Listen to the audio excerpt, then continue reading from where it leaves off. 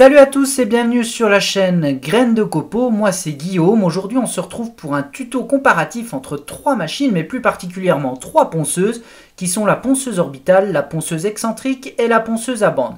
Je vous ai fait une vidéo complète vous disant les avantages et les inconvénients de chacune et de chacun. Que je vous mets le lien juste au-dessus là si vous l'avez manqué. Donc il y a vraiment toutes les infos, les caractéristiques importantes avant d'acheter une ponceuse.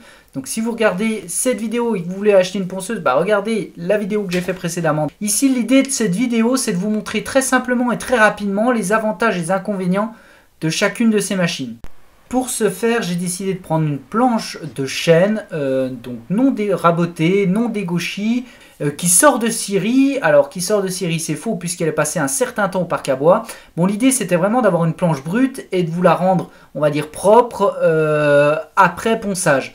Pour bien vous montrer les différences de chacune des machines et surtout aussi le temps. Donc je vous laisse, on se retrouve après générique.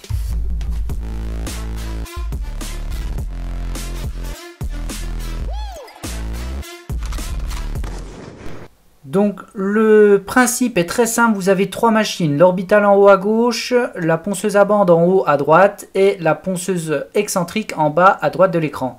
Le but, voir en combien de temps elle est capable de poncer et de venir à une surface qui est propre, qui est un peu près lisse. Alors c'est parti, on lance le chrono.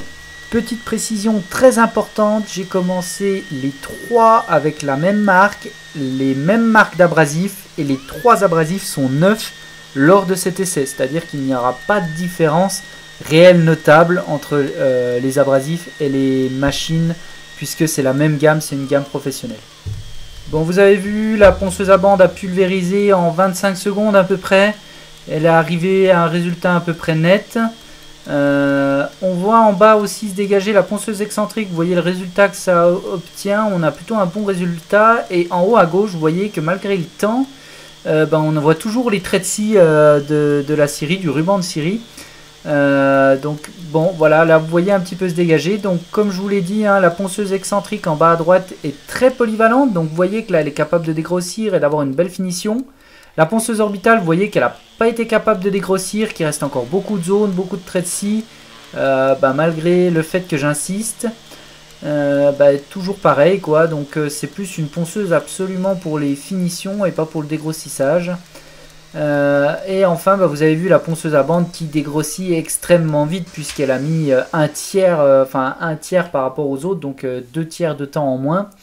Donc voilà, la conclusion c'est que vous pouvez utiliser la ponceuse à bande et la ponceuse excentrique pour dégrossir, ça marche, il n'y a pas de souci.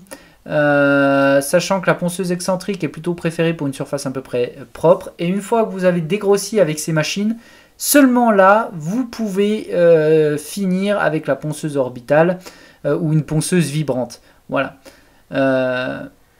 Bon, là je vous montre en détail, vous voyez la surface de droite là-bas c'est la ponceuse excentrique tout au bout, au milieu c'est la ponceuse à bande et tout à gauche c'est la ponceuse orbitale. Donc vous voyez la différence, elle est très flagrante. On voit tout de suite les traits de scie.